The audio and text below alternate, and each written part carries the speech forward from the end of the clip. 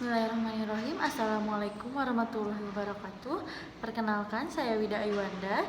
Di sini saya akan mempresentasikan jurnal internasional yang berjudul Creative Exercise in the Biochemistry Domain and Analysis of Student Linking of Chemical and Biochemical Concept dari Jurnal Chemistry Education Research and Practice, volume 16 nomor 4, page 747 sampai 757 tahun 2015.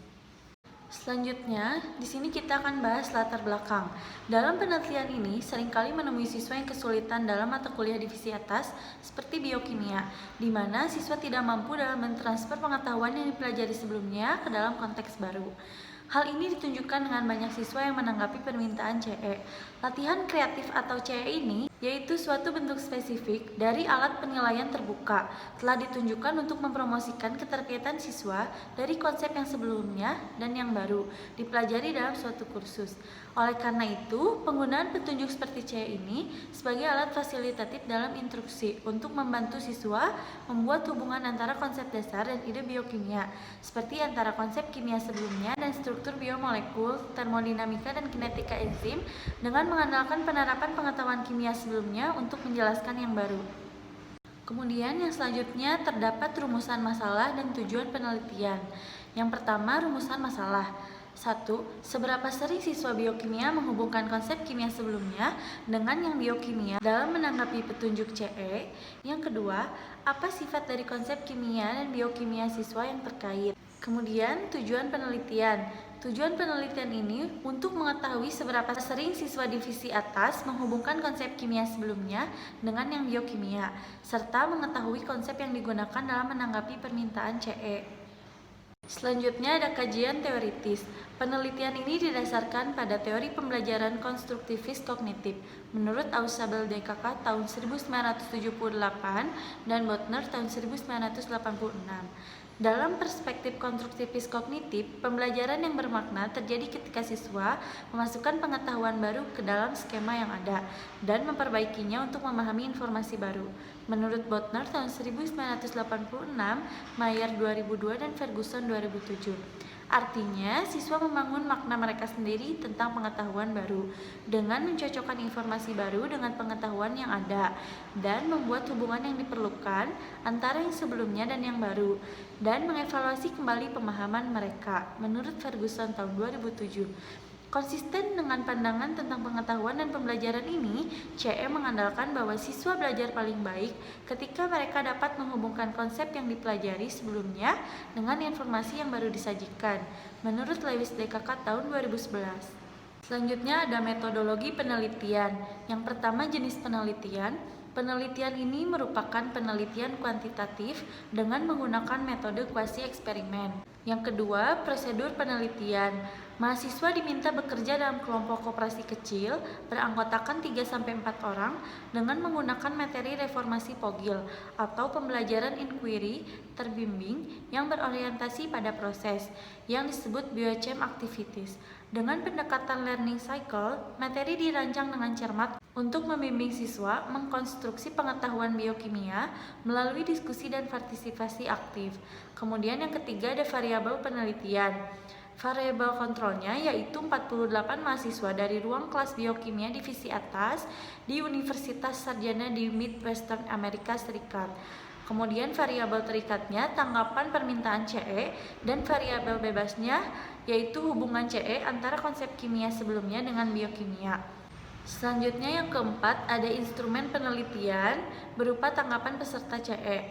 Yang kelima ada teknik pengumpulan data dengan pertemuan 2 kali per minggu selama 3 jam per hari. Selama perkuliahan, mahasiswa bekerja dalam kelompok koperasi kecil beranggotakan 3-4 orang dengan pendekatan learning cycle melalui diskusi dan partisipasi aktif.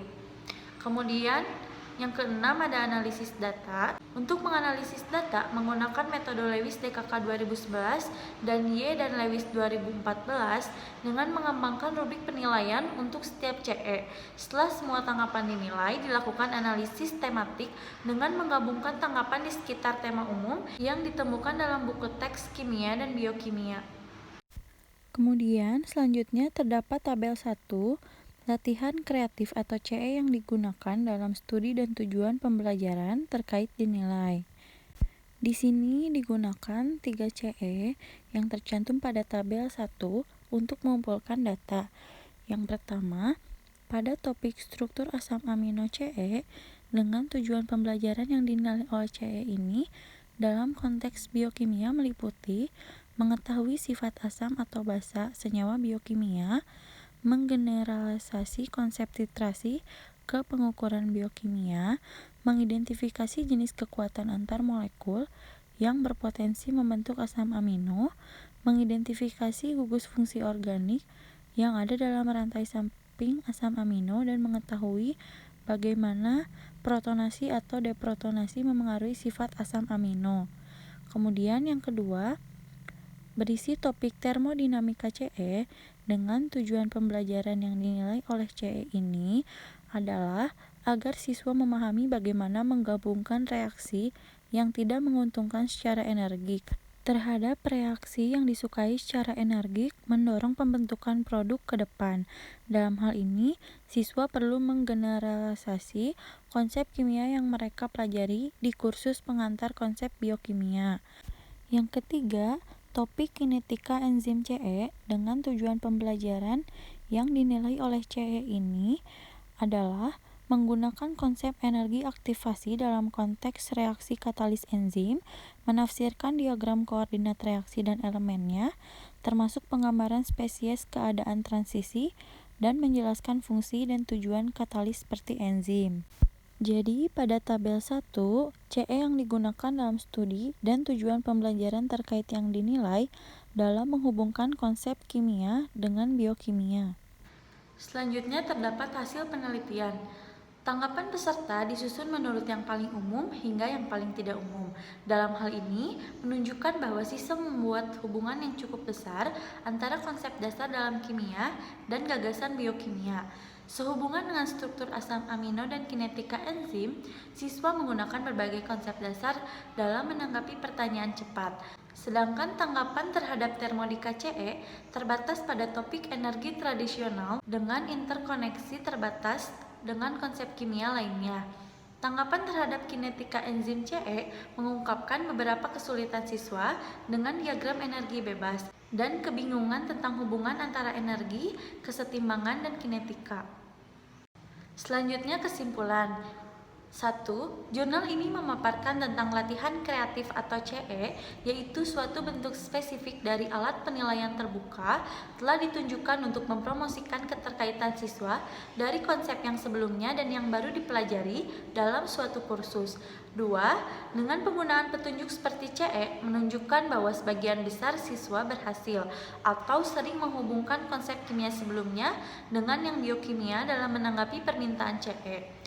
3. Peserta mampu memberikan daftar beragam konsep dasar dalam kimia sebagai fakta yang relevan untuk masalah yang terletak secara biokimia, menunjukkan CE adalah alat fasilitatif yang tepat untuk mempromosikan siswa menghubungkan konsep yang relevan dalam suatu kursus. Selanjutnya komentar.